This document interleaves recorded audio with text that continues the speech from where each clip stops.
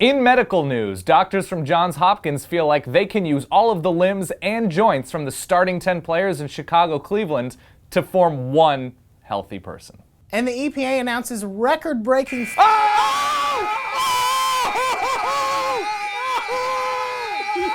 It's time to wake up, NBA!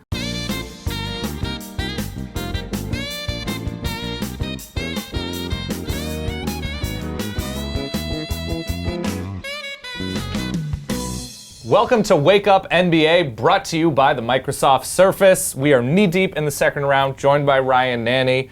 To you, what has been and will continue to be the big story? I'm gonna do my big story in the form of a magic trick. So okay. Take that pen and paper.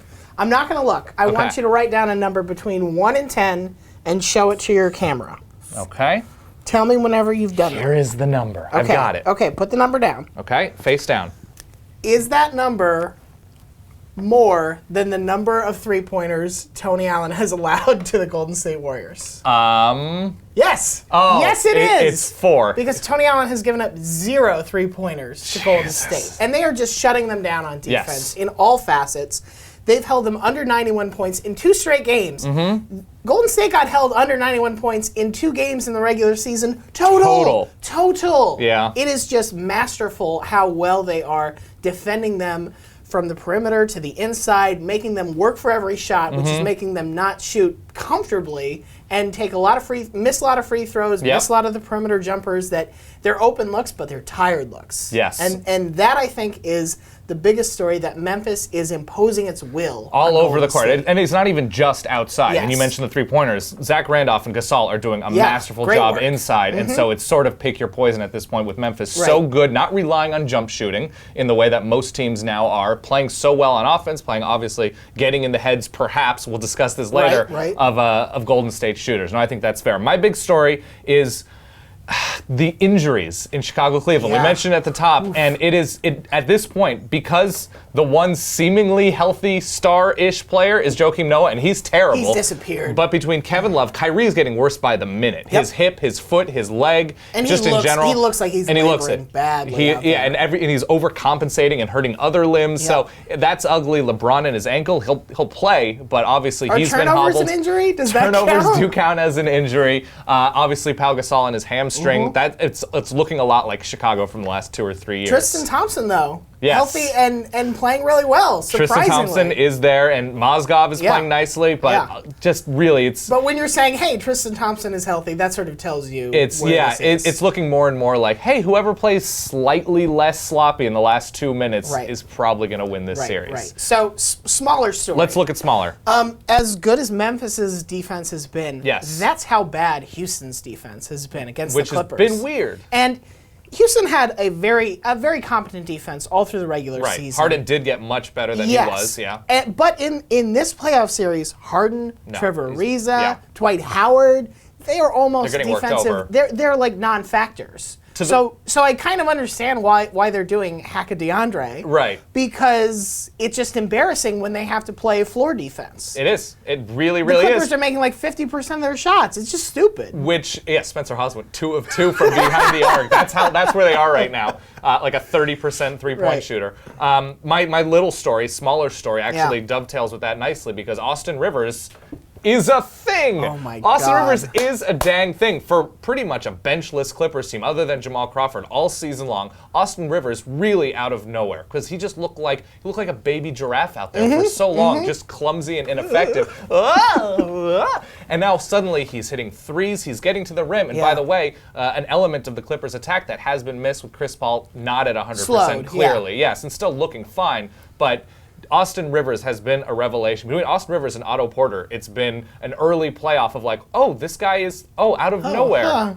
We said so many bad things about these people. So Austin Rivers does give them an element, gets Chris Paul some rest on the bench, and really, if they're able to go 7 deep like they have been against Houston, if they continue on, they're already looking like the best team in the playoffs right now. Right. That makes them even scarier. Right. Okay. So what's your big question now, looking forward? So after that Washington Hawks game, a game in which the Wizards led by 20 points with 7.5 minutes to play and promptly gave up a 17-0 run.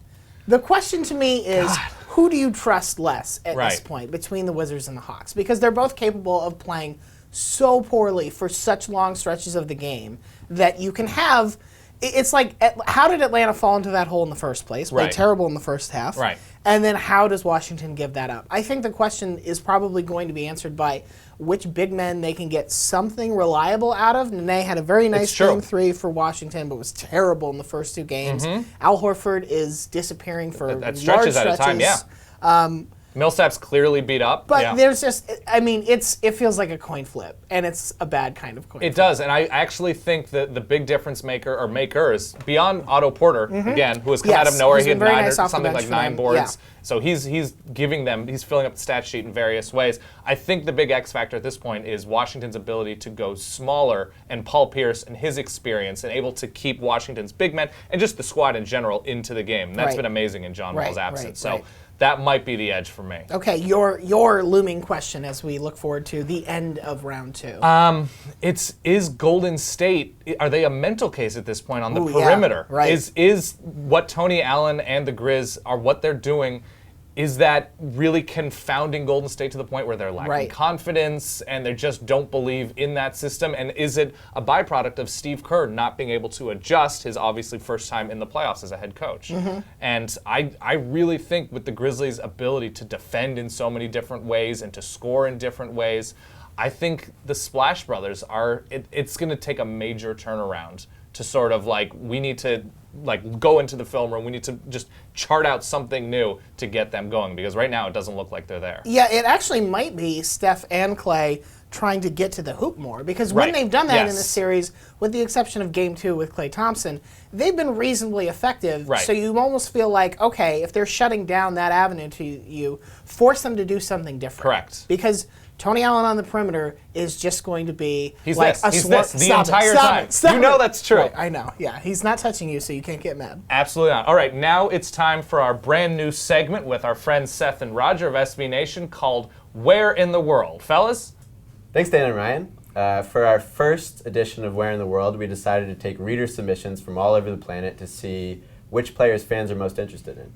Well, that sounds really interesting, guys. I mean, you've got Tim Duncan, obviously, home early, Dirk, Anthony Davis. Who did the fans decide they want to hear about? Well, we got, amazingly, over 3,000 submissions, and it turns out almost all of them were asking about Nets reserve forward Corey Jefferson. Really, guys? Corey Jefferson? Yep, most No, of them. literally all Corey Jefferson. Okay, so what is Corey Jefferson up to? Probably at home. At home, yeah. just hanging out. You guys didn't look this up at all? No research for your segment? Well, I can check. We didn't. Were we supposed to look that up? Or? We spent a lot of time reading the emails. Does he have a so, Twitter? I think so. Just search Corey Jefferson.